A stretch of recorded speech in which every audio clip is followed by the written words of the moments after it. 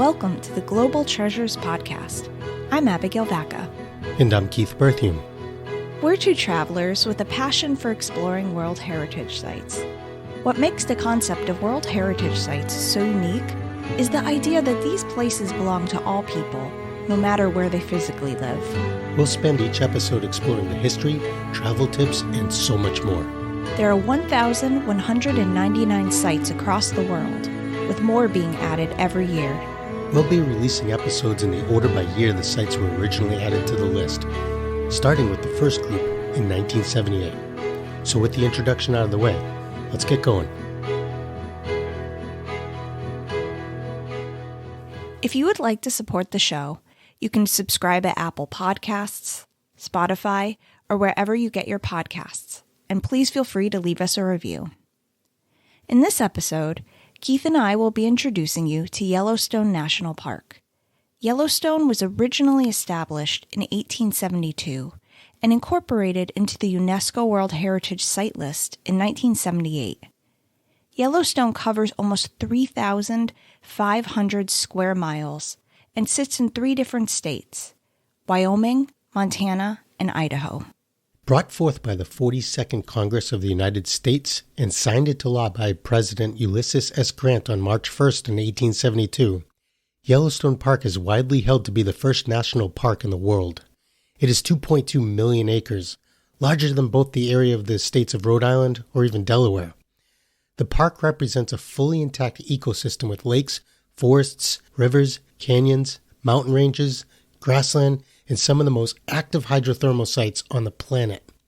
The park sits on top of the Yellowstone Plateau at an average elevation of 8,000 feet above sea level.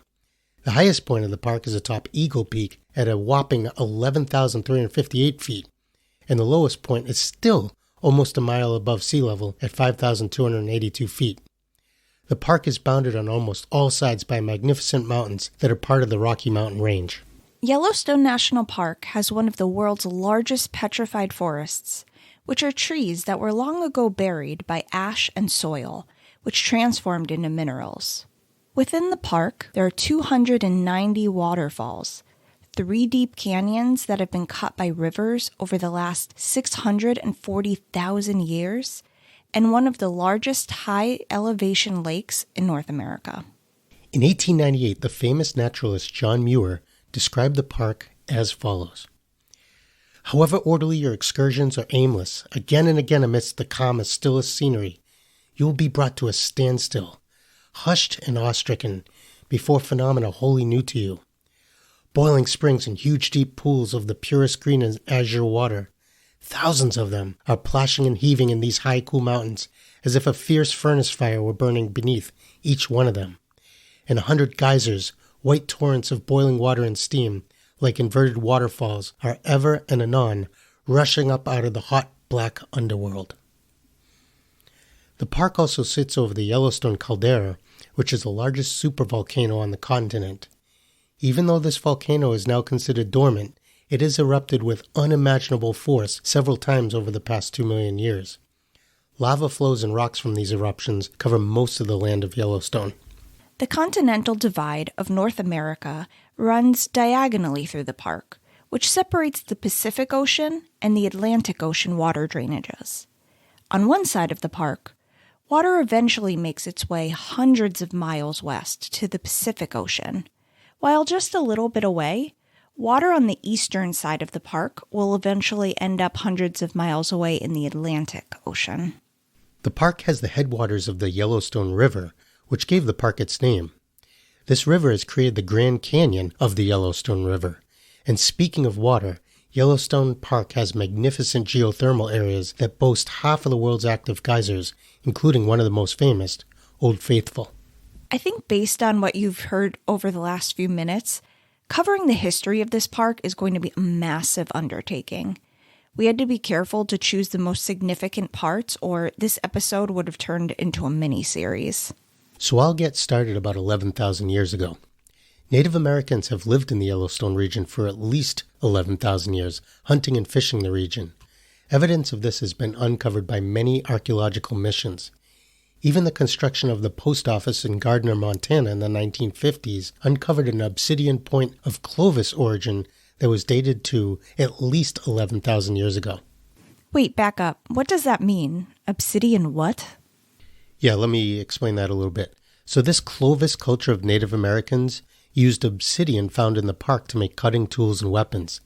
These tools have been found as far away as the Mississippi Valley, suggesting that regular trade existed between local tribes and ones further east as early as 10,000 years ago. So now we're going to jump a bit of history here, all the way to the beginning of the 19th century, to a story many of you have probably heard, the famous Lewis and Clark expedition. Lewis and Clark entered present-day Montana in 1805, and they encountered the Nez Perce, Crow, and Shoshone tribes, who described the Yellowstone area to the south, but Lewis and Clark chose not to investigate. In 1806, John Coulter, a member of the Lewis and Clark expedition, actually left the expedition to join a group of fur trappers. After splitting with these trappers in 1807, Coulter passed through what would later become the park during the winter of 1807 to 1808. In passing, he observed at least one geothermal area of the park. After surviving wounds he suffered in a battle with members of the Crow and Blackfoot tribes in 1809, Coulter described a place of fire and brimstone that most people dismissed as delirium. This mythical place was nicknamed Coulter's Hell. Over the next 40 years, numerous reports from mountain men and trappers told of boiling mud, steaming rivers, and petrified trees, but most of these were believed to be myth by the people hearing these stories. What's a mountain man?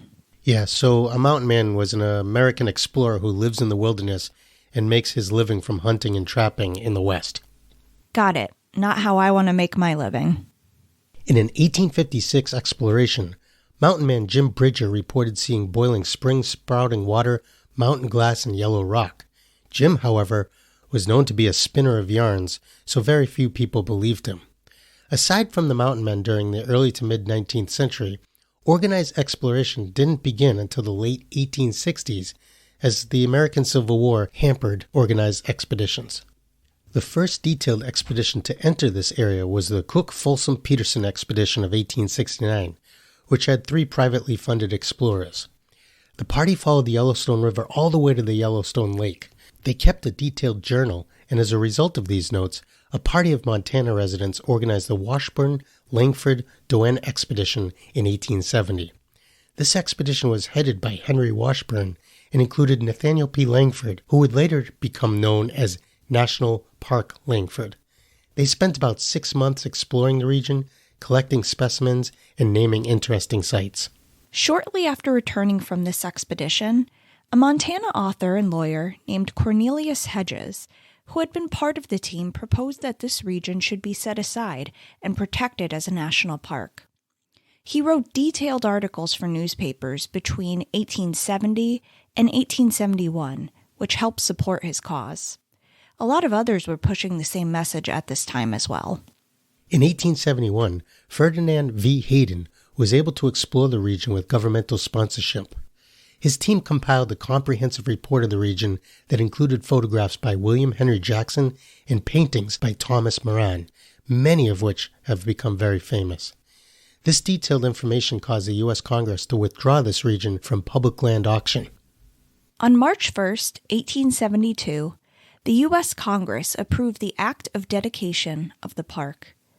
In 1873, Congress authorized and funded a survey to find a wagon route to the park from the south, and eventually the railroads, and sometime after, automobile roads, would reach the park. In its early years, there was a lot of local opposition to the park.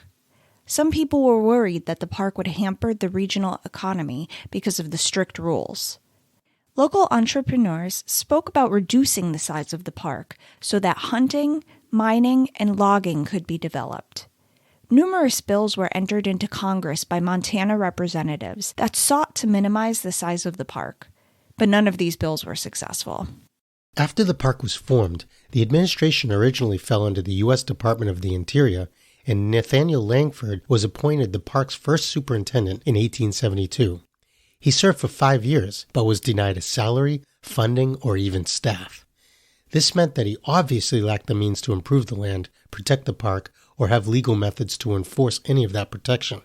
This meant that Yellowstone was open to poachers, vandals, and others aiming to misuse its resources.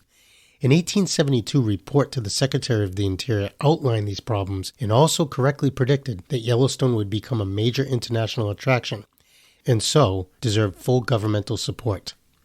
In 1874, both Langford and the Secretary of the Interior Delano advocated for a federal agency to protect the park, but the U.S. Congress refused. So in 1875, Colonel William Ludlow, who had already explored the park previously under the command of the famous George Armstrong Custer, was assigned to lead another expedition to Montana in the newly established park. They found lawlessness and exploitation of the park, and these observations were included in a report. This report outlined the observations of poaching of buffalo, deer, elk, and antelope for hides. It was estimated that during the winter of 1874 to 1875, more than 3,000 animals were slain. In 1877, Langford was forced to step down. Philetus Norris volunteered for the position, and Congress finally implemented a salary for the position as well as minimal funding to operate the park. Norris used these funds to expand access to the park by building crude roads and facilities. Over the next many years, control of the park transferred from the Department of the Interior to the United States Army. Ongoing poaching and destruction of natural resources continued until the Army arrived at Mammoth Hot Springs in 1886 and built Camp Sheridan. Over the next 22 years, the Army constructed permanent structures, and Camp Sheridan was renamed Fort Yellowstone. The Lacey Act of 1900 provided legal support for the officials to prosecute poachers. With the funding and manpower necessary, the Army was able to develop its own policies and regulations that allowed public access while also protecting the wildlife and resources. When the National Park Service was created in 1916, many of these same principles were adopted by the new agency. The Army turned over control of the park to the National Park Service on October 31, 1918. From the first railroad that was the gateway to the park in 1883, visitors increased steadily from just 300 in 1872 to a peak of 4.9 million in 2021. The dawn of the automobile made the park far more accessible. All right, now with the history out of the way, let's get to the fun stuff, the sciencey stuff. So we'll start with climate. The climate of the park is greatly influenced by the altitude. The summer months have a daytime temperature in the 70 to 80 degree range, while nights can be below freezing. Summer afternoons actually see frequent thunderstorms. Winters are much colder with highs between 30 and 60, with nights getting as low as negative degrees Fahrenheit. Precipitation can also wildly vary in the park, with some parts getting as little as 15 inches per year, while the other parts can get as much as 80. In fact, in June of 2022, the park closed entrances and evacuated visitors after a record amount of rainfall brought massive flooding, road and bridge failures. Yeah, if you're traveling to Yellowstone during the winter, check the road status map because most park roads are likely going to be closed to automobile traffic due to fast-changing weather conditions. It can be very icy. I mentioned earlier that Yellowstone is actually a dormant supervolcano. So this park sits over a hotspot that has moved northeast over time. As mentioned in a few of the previous episodes, a hotspot is a thinner area of crust that allows magma from deep in the earth to break through the crust more often. The park is actually a large caldera, which is a huge depression formed in the earth after a volcano erupts and then collapses, because all that lava that was below the ground is no longer there to support the sides and the elevation of the volcano, so the volcano collapses into it. Yellowstone is the largest volcano system in North America and is only matched in size by the Lake Toba caldera on Sumatra. The reason it is called a supervolcano is because the caldera was formed by incredibly large and powerful explosions. The actual chamber that holds the lava below Yellowstone is thought to be one of the largest in the world. It is estimated to be 37 miles long, 18 miles wide, and 3 to 7 miles deep. The current caldera in its current form was created by a cataclysmic eruption that occurred roughly 640,000 years ago, which released incredible amounts of ash, rock, and pyroclastic materials. For comparison, the incredibly damaging Mount St. Helens eruption in 1980 was 1,000 times smaller. This eruption wasn't even the largest. The largest eruption occurred roughly 2.1 million years ago and was roughly 2 times more explosive than the one 640,000 years ago. These eruptions, and one additional eruption about 1.3 million years ago, created the Lava Creek Tuff, the Huckleberry Ridge Tuff, and the Island Park Caldera. Henry's Ford Caldera and the Mesa Falls Tuff were also created. When this supervolcano erupts, it blankets much of the central North America area in vast amounts of ash that can spread hundreds of miles away. The amount of gas and ash released into the atmosphere caused significant impacts on world weather patterns and actually led to the extinction of several species, especially in North America. Since the last eruption, a series of roughly 80 smaller eruptions has nearly filled the Yellowstone caldera with lava. These layers of lava can be easily seen at the Grand Canyon of Yellowstone, where the river is carving into the ancient lava flows.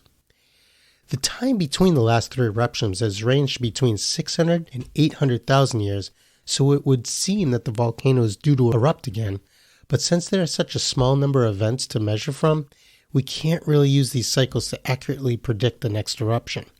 Which reminds me, Abigail, why are volcanoes considered to be so mischievous?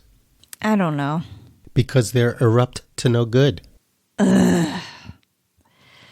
Okay, so Yellowstone is also famous for its geysers and hydrothermal systems, with the most famous geyser in the world being Old Faithful, located in the upper basin.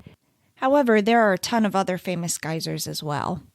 There's Castle Geyser, Lion Geyser, Beehive Geyser, Grand Geyser, which is the tallest predictable geyser, Giant Geyser, which is the geyser that ejects the most amount of water, and Riverside Geyser, which are all in the same basin.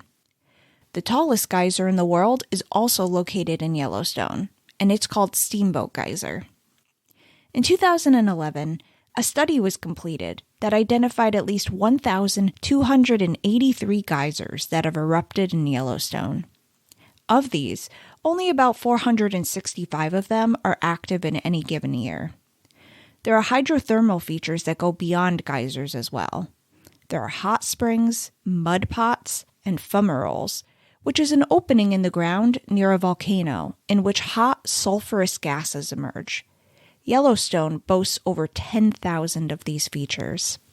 There was actually a brief time that people thought that Yellowstone was about to erupt. In 2003, geological changes in the Norris Geyser Basin forced the closure of some of the trails. New hydrothermal features were observed, and many geysers showed more activity and increased water temperatures. Some were so hot they turned into pure steam and were no longer able to erupt normally. On March 10, 2004, a biologist discovered several dead bison that died from inhaled toxic geothermal gases that were trapped near the ground. Then, there was an increase in earthquake activity. In 2006, it was reported that Mallard Lake Dome and Sour Creek Dome had risen at a rate of 1.5 to 2.4 inches per year. Fortunately, that rate slowed down in 2007 and has been much slower since. The media paid a lot of attention to all this, thinking it was all indication of the next major eruption. But experts assured people that there was no increased risk of eruption in the near future. So Yellowstone does experience thousands of small earthquakes every year, but most of them are undetectable to humans. There have only been 6 earthquakes of magnitude 6 or greater in historical times, with the biggest being 7.2 Hebgen Lake earthquake, which occurred just outside the park boundary in 1959.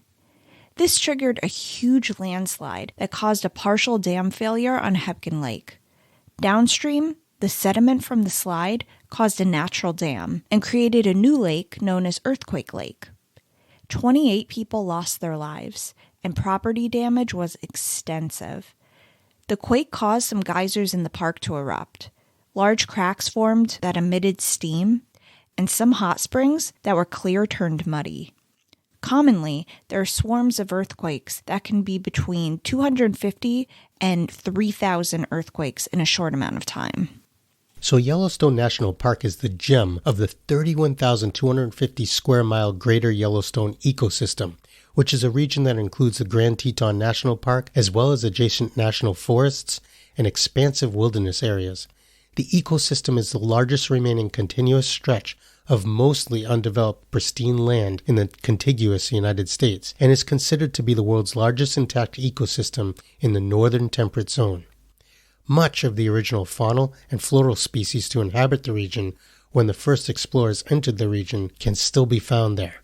There are over 69,000 species of trees and other plants native to the park.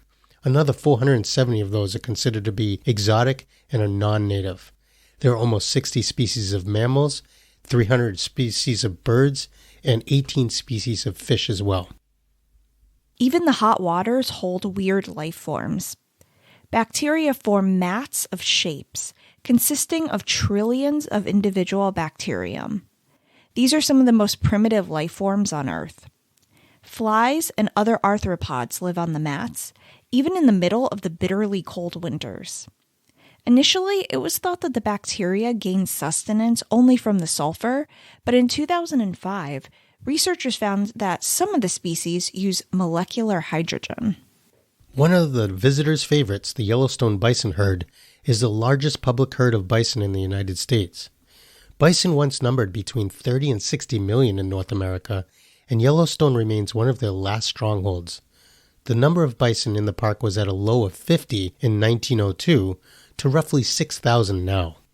Starting in 1914, to protect elk populations, the U.S. Congress appropriated funds to be used for destroying wolves, prairie dogs, and some other animals. By 1926, Park Service hunters killed 136 wolves.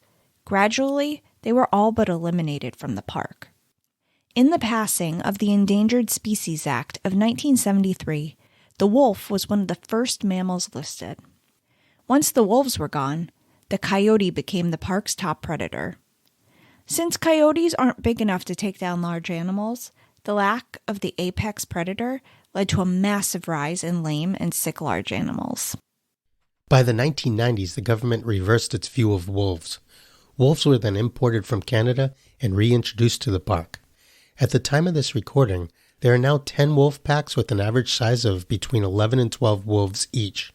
The reintroduction was so successful that the wolf was removed from the endangered species list. Even the aspen forests, which were declining significantly since the early 20th century, has started to recover thanks to the wolves, which have actually changed the grazing habits of the local elk. Many other biological benefits have been realized with the reintroduction of the wolves back into the park. Bears are another important species in the park, and it's one of the few places in the United States where black bears coexist with grizzly bears. The grizzly bear was put on the list of endangered species in 1975, but was taken off in 2007, so it was on there for a pretty long time. It's been added and removed from the list several times since then. Some other less commonly seen animals include lynx, mountain lions, cougars, and wolverine. So forest fires are part of any natural ecosystem, and Yellowstone is no exception. They occur in the park every single year. Some species actually rely on these wildfires. Lodgepole pines, for example, are one such species, and they actually have cones that are only opened by the heat of a fire. These seeds are in a resin that the fire melts and allows the seeds to disperse. Also, the fire clears out the dead and downed wood, which gets rid of a lot of obstacles that would hamper the sapling's growth. Scientists estimate that in natural conditions, grasslands in Yellowstone burn at an average of every 20 to 25 years, while the forests in the park experience fire every 300 years or so. About 35 fires per year are ignited by lightning, with another 6 to 10 being ignited by people, usually by accident. Few of these fires burn more than 100 acres, with the vast majority of them burning only a little over an acre before petering out. In 1988, due to a drought, large forest fires burnt nearly one-third of the park. The cost of the 25,000 firefighters and U.S. military forces trying to suppress these fires cost the United States $120 million. By the time winter came and snow helped extinguish these fires, they had destroyed 67 structures, caused several $1 million of damage, and caused 2 firefighting personnel to lose their lives. Contrary to the media reports at the time, very few animals actually died from these fires. So all of this being said, I would like to cover some tips and information for you if you are interested in traveling to Yellowstone. In terms of the best airport to use to get there, it's sort of complicated because it depends which entrance you plan on using. Remember, this park sits in 3 different states and is gigantic. If you plan on entering via the north entrance, your best bet is to use the Bozeman Yellowstone International Airport in Montana. This is about an hour and a half from the entrance, so you'll want to rent a car. Although honestly, no matter which entrance you use, you'll really need a car to get around. If you plan on using the west or east entrances, you'll want to fly into the Yellowstone Airport. Yeah, I know the names are similar, but they're in different parts of Montana. They're not the same airport. This airport is very tiny, but much closer to the entrances. Again, you can rent a car and drive from there. These are also pretty close to Grand Teton National Park, and many people couple a visit to this park into their trip as well, since they're only about an hour apart. Finally, if you want to enter the park via the south entrance, your best bet is to utilize the Jackson Hole Airport. It's about an hour drive to the entrance from there. Apparently, there can be quite a bit of traffic congestion depending on which entrance you take. So there is a lot to do if you're outdoorsy. You can go skiing, snowshoeing, snowmobiling, fishing, and go hiking, of course. They also offer boat tours, motorboat and charter boat rentals, and guided fishing tours. During the winter, visitors can take guided tours via snow coaches, which are these large vehicles that I had a hard time trying to provide a description of. I'll just say, Google a photo if you can. They're really cool. If you're interested in seeing the major geothermal areas we discussed before, as well as the lakes and waterfalls, the roads provide access to those sites.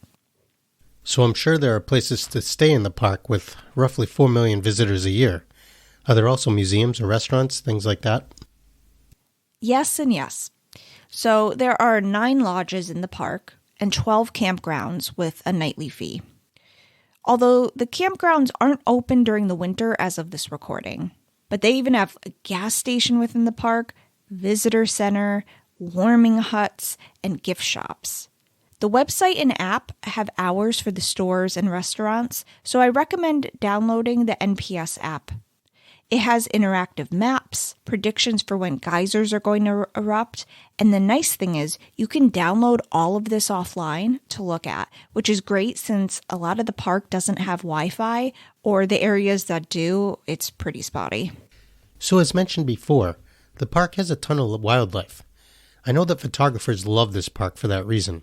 Can photographers expect to get some good photos? Yeah, people regularly see critters like bears and bison. Wow, you just referred to a 2,000-pound animal as a critter. Yikes. If you want to get photos, take a nice look from behind the wheel of your car. Do not approach them to try to get a selfie with them, especially any animals with antlers. And please don't be selfish and park in the middle of the road. Be courteous of others who are trying to enjoy the park. I actually know someone who went and told me a professional photographer was scolded by park rangers for doing this to get better pictures of the animals. And don't feed them. This makes them more aggressive. Yes, even the squirrels. I thought it was interesting that bison injure the most people in Yellowstone compared to all other wildlife residing in the park. Oh, and a recommendation is to bring bear spray, which I found funny. They actually have a bear spray rental kiosk. I couldn't find a photo, but I'm picturing a red box, but instead of a movie, you get a can of bear spray. And just a couple other tips. Stay on the trails when hiking, and do not go into the hot springs. These are off limits because people have died from third-degree burns. The water gets as hot as 200 degrees Fahrenheit. This is not the hot tub at your gym. So as the resident linguophile, I can imagine that most staff speak English at the park. But with the number of visitors, including how many international visitors there are, I'm actually eager to hear what you uncovered in your research about languages spoken.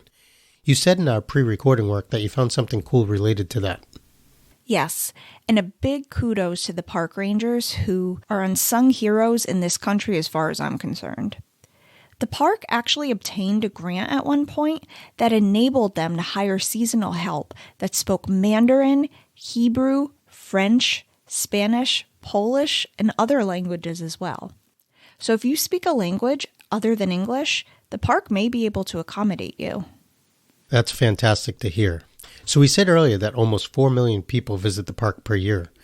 I'm assuming that they mostly visit during the summer, correct? Yeah, mostly in June, July, and August. Another thing I uncovered is that some employees actually live in the park, and the National Park Service maintains housing for them. This includes biologists who study the animals, rangers, technicians, and more. There are also Native American tribal members who reside within the limits of the park as well. All right, we came to your favorite section, Abigail. So what'd you find out regarding conspiracies, urban legends, and the like? This park must have a ton of stories. Sure does. So Yellowstone is the 5th most dangerous national park in the United States in terms of the number of annual deaths and accidents. There have been murders, disappearances, and strange occurrences over the years. You ready to dive in with me?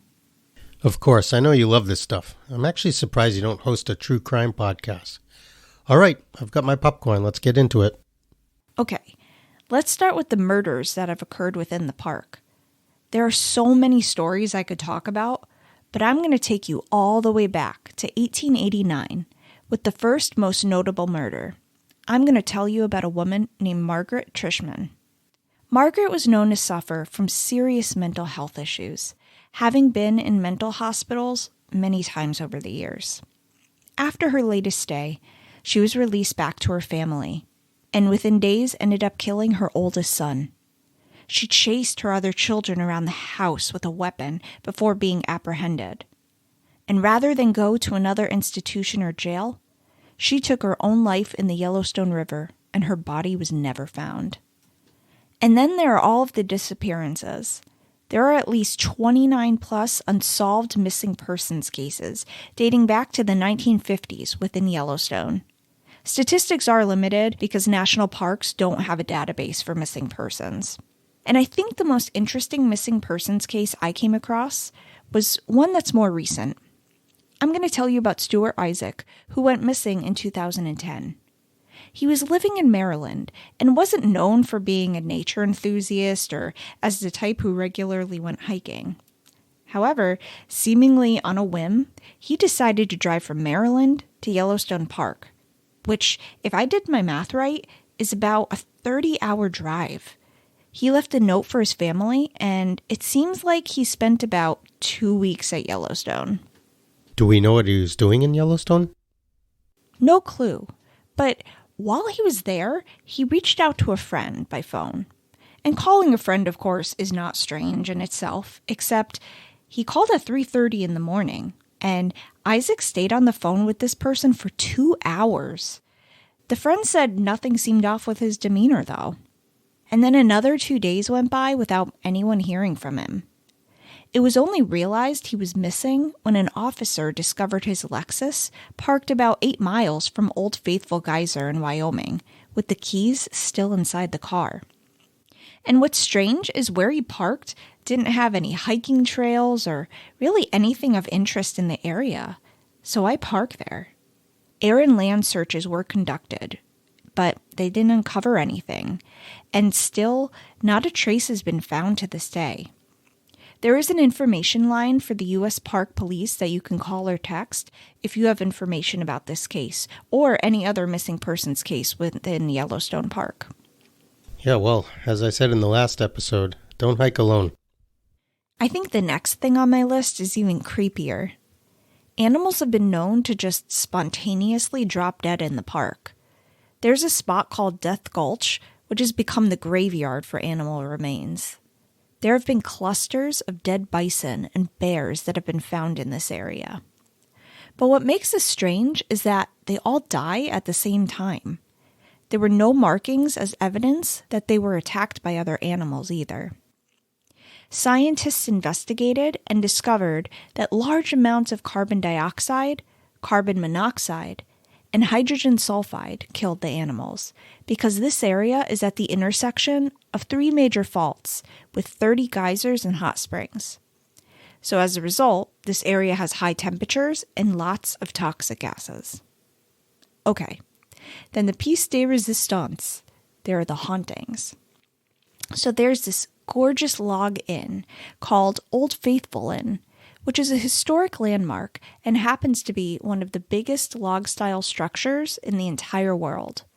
Supposedly, the inn is haunted by a few different ghosts, and when a hotel is old enough and sees enough tragedy, stories are bound to start circulating.